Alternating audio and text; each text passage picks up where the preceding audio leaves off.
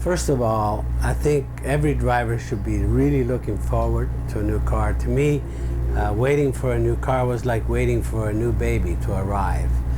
Because technically you'll always think that it's an advancement. It's going to be just a better piece of equipment. And, you know, from a driver standpoint, you'd like to see it's going to be a better performing car. So again, sure, there are going to be some unknowns, but that's the challenge that you deal with. And so I think it's a plus all the way around from my standpoint. I just wish that, you know, economically the times would allow a new car every year. That's the way, at this level, that's the way the technology was really at the forefront, you know. But I think the way it is, the way the rules are now, I think it's a great compromise. Aerodynamics, once they came on the scene, that was the best tool that you could maximize with. Because it's so strong. And the only mistake that obviously was always routinely made, that you tried to use the aerodynamics to cover up minuses that you had on the mechanical side, which you know, got everybody, you know, sooner or later in trouble. But that shows how powerful the aerodynamics is.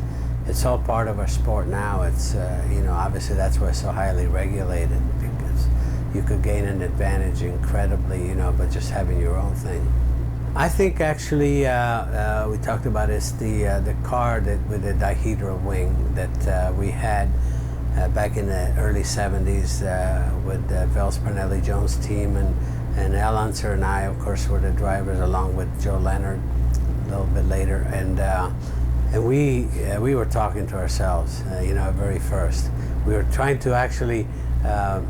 What told the story is when the car was first introduced, we were at Ontario, and Al and I were just fighting as to who's going to get in it first.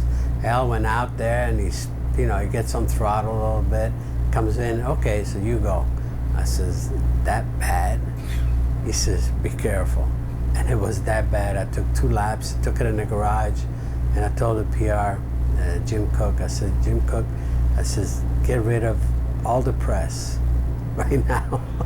I said, we have a problem. And that was interesting, because the car was not wind tunnel tested, but it was all about, you know, just calculating this, calculating that, and theories.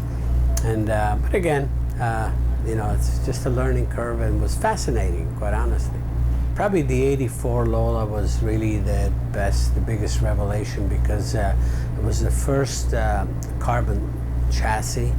In fact, it was the first carbon chassis in IndyCars, and the stiffness was really, you know, the greatest feature, because the car would repeat, and it was very honest, the changes and all of that, and we realized how important this the stiffness of the chassis was. So, and you know, obviously we did very well with that car.